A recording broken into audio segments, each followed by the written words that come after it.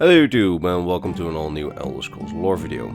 Today we're talking about a gigantic and fearsome monster which in the lore roams the wilds of northern Skyrim, but it's oddly missing from both the Elder Scrolls V Skyrim and the Elder Scrolls Online Skyrim zones. I'm talking about the fearsome Gehenoth. Now what is this creature? Well, let me tell you.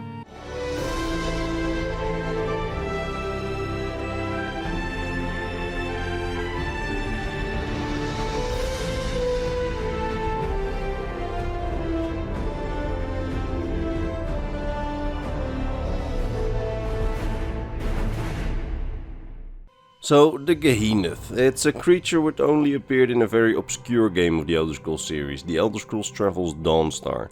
In that game, the Gehenoth is a monster type which appears in the game and roams the snowy fields around the city of Dawnstar.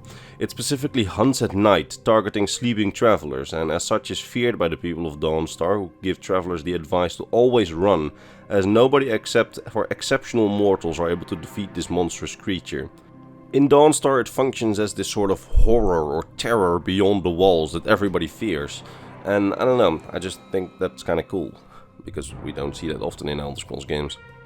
They don't seem to hunt in packs and rather hunt alone, and they fight their enemies with melee attacks that can freeze their enemies as well. Now, we know that they do have quite a sizable population, as this enemy isn't rare per se or unique, as you can come across more of them after defeating them, and one exceptionally strong Gehenoth is the final boss of the game, which is the unique Gehenoth Thriceborn, which has a more brownish set of scales and is by far the strongest enemy in that game.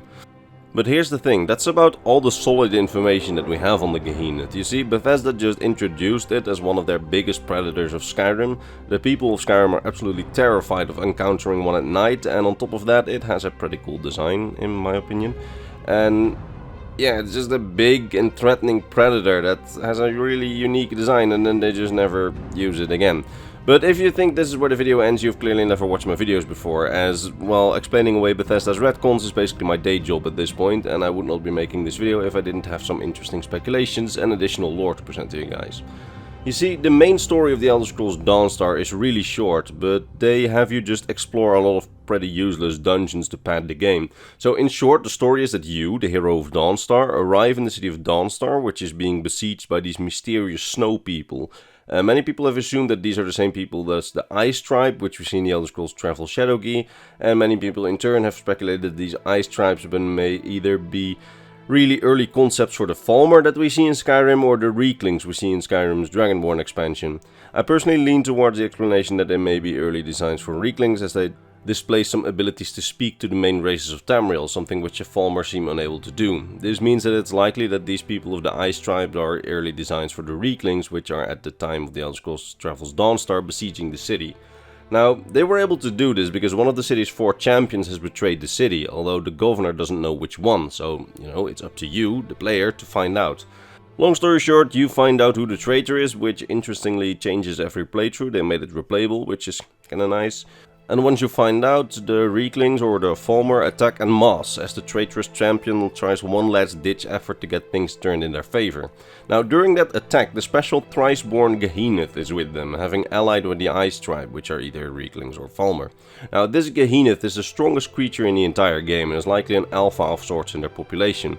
This does show, however, that the Gehenoths likely have some capabilities of communication with its fellow invaders in the form of the Ice Tribes and the Trolls, which attacked the city at that point, because it was coordinating the attack with them. But this again shows that Gehenoths likely operate and hunt alone, because the Thriceborn Gehenoth is the only Gehenoth with the invading army. So there's likely no social structure in their population. Now, likely this means also that the Gehenoths are alone for most of their life, unless they need to mate. We do not have an example of a female Gehenoth, and we don't know how they mate either. Anyway, the real question is, why was this enemy never used again, what happened to it, and where did it come from? Well, as I said, we have covered now basically everything that we can deduct from the actual lore, but there are a few theories in that regard. Now, one theory that I've read a couple of times online, even though I couldn't find a single shred of evidence for it, is that the Gehenoth may have been a result of either Dwemer or ancient Falmer, so the Snow Elves, magical experimentations on trolls. Now, this theory goes that when the Falmer and the Dwemer were at war with the Nords, they quickly realized that they were losing out and just tried to create something even stronger than a troll to fight the Nords for them. Now, If this is the case, it's most logical for the Snow Elves to be the one to have done all the experimentation, as the Dwemer could have just built another battle robot. This theory would explain why the Gehenoth would be willing to help the Ice Tribe if the Ice Tribe are indeed an early design of the Falmer that we see in Skyrim, as it would explain why it's with them or even want to protect them in some way. Now, a second theory is that they are related to the Graal, or Ice Giants of Solstheim, which we saw in both the Blood Moon expansion for Morrowind and more recently in the Elder Scrolls Legends as Card. Now, this theory goes that the Gehenoths are an offshoot of a couple of Graal that made it to the mainland and then evolved from them to become their own population. Combining this theory with the previous theory, it could also be that the Gehenoth is a result of Snow Elf experimentations on the Graal, because we know that the Snow Elves also made it to Solstheim. Now, honestly, we just don't know, there's no lore on it, but I found these explanations to be interesting. But the most intriguing theory to me personally is that the Ice Tribe may not be Reeklings or Falmer at all, but rather Akaviri Kamal, which is known to house a race of snow demons. So the Ice Tribe could have been the foot soldiers of that nation, and the Gehenoth their infamous snow demons, because these things are definitely demon-like. Now, the idea is that these Ice Tribe and these demons are descendants of the Kamal invasion of Tamriel in the Second Era. Now, the only problem with that theory is that in the Elder Scrolls Online, we only play a few years after the Kamal invasion of Tamriel, and there are no Kamal to be found, and the Elder Scrolls Travels Dawnstar takes place in the Third Era, hundreds of years after their invasion, and also hundreds of years after their last mention in Tamrielic history, several hundred years after the Elder Scrolls Online. There were some remnant Kamal which joined up with the remaining Saci on Tamriel to try and become Cyrodiil's rulers. That failed, and after that we never heard of them anymore. So to think that suddenly, hundreds of years later, they have enough numbers to besiege a city after they disappeared from Tamriel and its history seems unlikely. So to me, the first theory seems far more likely, where the Gehenoths are failed experiments on trolls and then became their own population in the wilds of northern Skyrim, just feared immensely by the population.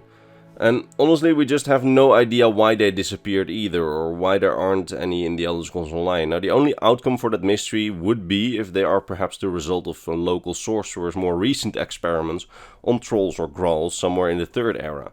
So a couple of years before the events of the Elder Scrolls Travels Dawnstar.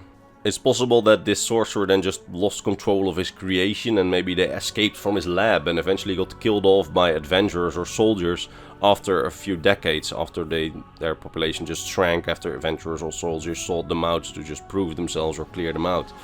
Which could explain why they are no longer there in the Fourth Era, but honestly, the Gehenoth is probably just something Bethesda forgot, but that's a shame, as I would have no idea why Bethesda never reused this awesome creature.